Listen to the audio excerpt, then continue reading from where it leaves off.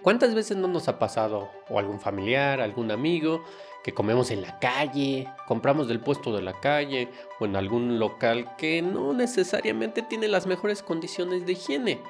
Y al poco rato, a las pocas horas, el mismo día, empezamos con diarrea, con vómito, con dolor abdominal, con fiebre. Bueno, pues el día de hoy vamos a hablar de las intoxicaciones e infecciones provocadas por alimentos y lo que debes de saber para prevenirlas y qué debes de hacer en caso de que tengas alguna de estas. Acompáñame en este video, comenzamos. Hola, ¿qué tal a todos? Nuevamente bienvenidos a mi canal. Para los que ya me conocen y para los que no, mi nombre es Uciel y esto es Doctor Hasta Tu Casa. En este canal hablamos de temas de la salud de manera que los puedas comprender fácilmente y que los puedas consultar en cualquier momento. Si te gusta el contenido que hago en este canal, no se te olvide dejar tu like y considera suscribirte si aún no lo has hecho. Bueno, las intoxicaciones alimentarias son infecciones o son malestares o síntomas producidos por la contaminación de los alimentos o bebidas. ¿Por qué? Por virus, por bacterias, por parásitos, por hongos, por toxinas, por alguna sustancia tóxica o química, como pueden ser los pesticidas, los insecticidas. Y generalmente nos van a ocasionar síntomas gastrointestinales, es decir, dolor abdominal, vómito, diarrea, entre otros síntomas que te voy a comentar más adelante. Además, generalmente son de inicio rápido o inicio súbito. Es decir, consumimos el alimento contaminado, la bebida contaminada y en cuestión de horas podemos ya estar teniendo los malestares. Además, también una característica es que generalmente remiten solas, la mayoría en menos de 24 horas o quizá toman un par de días, pero no toman mucho tiempo. Generalmente no se van a complicar si es que se tienen los cuidados adecuados. Si no se tienen, podemos llegar a deshidrataciones incluso severas y a todos los síntomas que esto trae. ¿Y cómo es que podemos llegar a sufrir de estas intoxicaciones alimentarias? Bueno, por cosas muy comunes que generalmente tienen que ver con la higiene, no lavarnos adecuadamente las manos o no lavar los utensilios con los que preparamos los alimentos, no lavar adecuadamente frutas y verduras y sobre todo las frutas, por ejemplo, que en su mayoría no las comemos crudas, tomar líquidos que no están hervidos adecuadamente o que simplemente no son aptos para el consumo.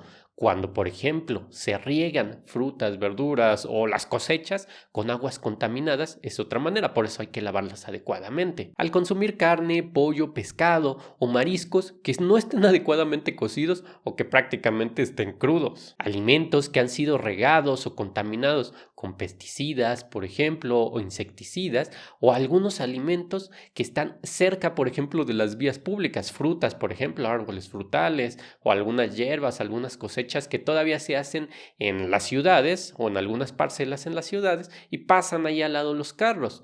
Y hablando de esto, también aquellos lugares que las condiciones de higiene no son muy adecuadas, locales que tienen puertas, ventanas muy grandes que dan hacia la calle, los puestos o los carritos que están en la calle, por ejemplo, y que no sabemos si se están lavando las manos adecuadamente o el viento o el polvo los está contaminando.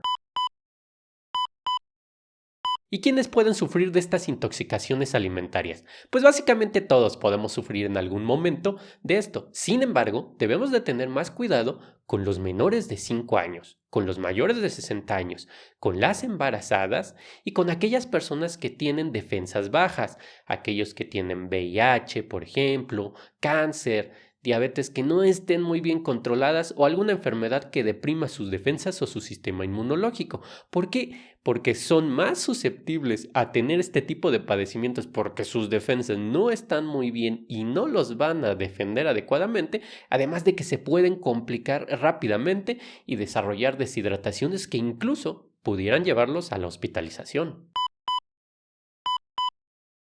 ¿Y cuáles van a ser los síntomas de las intoxicaciones alimentarias? Algunos ya te los mencioné, como el vómito, como la diarrea, fiebre, escalofríos, dolor abdominal, que son los síntomas más comunes y que más rápido se presentan.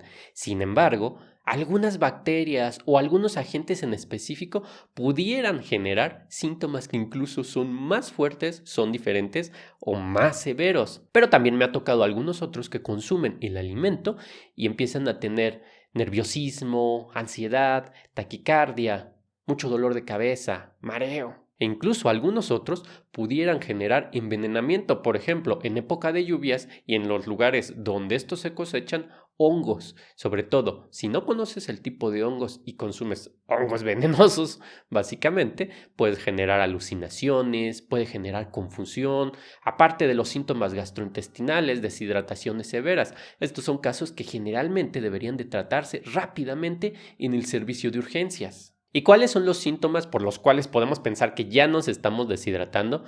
Sed excesiva o mucha sed, la boca seca, la lengua seca o que tu saliva ya se está haciendo muy espesa, disminución en la producción de orina, mareo, irritabilidad, también puede ser debilidad, fatiga, dolor de cabeza, incluso en otros casos hasta confusión. En el caso de los niños o adultos mayores es común que se puedan llegar a presentar fiebres altas o incluso que la temperatura baje, que el niño, el adulto mayor, el viejito se sienta muy frío.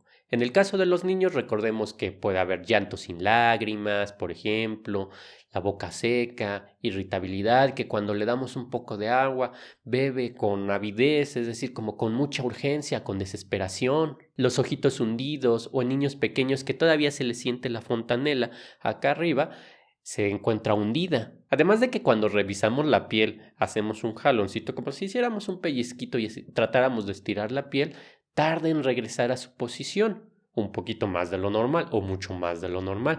Es decir, la piel pierde su humectación, su humedad, su turgencia.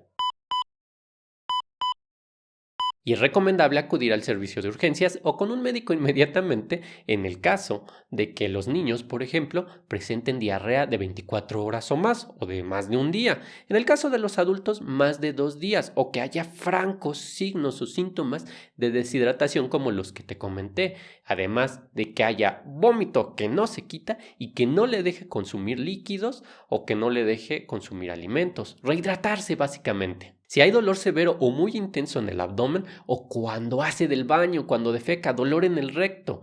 También si se presentan fiebres persistentes mayores a 39 grados y que no cedan a pesar de darle un medicamento para la fiebre o a pesar de su bañito con agua tibia o a pesar de usar las compresas con agua tibia. También si se presenta diarrea con sangre, con pus o que las evacuaciones francamente se vean negras. Además de si se presentan síntomas del sistema nervioso, ¿como cuáles? Mareo, confusión, incluso alucinaciones, que le hables y que responda otra cosa totalmente diferente a lo que le preguntaste, debilidad, hormigueo, parálisis. Y para el caso del tratamiento, como la principal complicación va a ser la deshidratación, entonces es mantenernos hidratados. De preferencia, trata de hacerlo con electrolitos orales o suero oral. Tómalo despacio para que no lo vayas a vomitar o en el caso de los niños en cucharaditas. Sin embargo, si las evacuaciones o los vómitos aumentan, vamos a tener que aumentar la ingesta o beberlo con un poquito más de rapidez para que nos hidratemos rápidamente o no nos deshidratemos rápidamente. Si hay dolor y fiebre, puede ser útil medicamentos como el paracetamol, como el ibuprofeno, el naproxeno o el metamizol. Sin embargo, en estos casos, recomiendo que sea tu médico quien te lo indique, sobre todo si son niños o son embarazadas. Si hay diarrea, es recomendable que evites las bebidas altas en azúcar, porque pudieran generarte más diarrea. Y también en el caso de los niños a los que se les está dando lactancia materna, no hay que suspenderla y hay que darla a la par de los electrolitos orales. Si tienes duda, consulta a tu médico pediatra para que te informe más sobre esto. Los antidiarreicos como la loperamida pudieran ser útiles cuando hay muchas evacuaciones,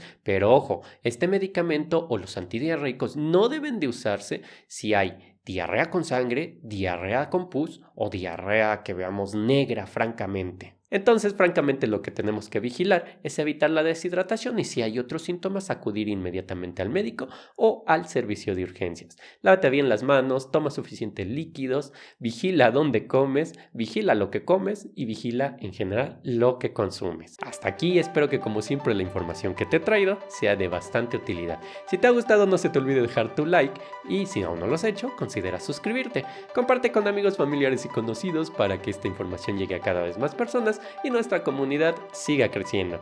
Mi nombre es Uciel y esto es Doctor Hasta Tu Casa. Cuídate mucho y nos vemos en el próximo video. Adiós.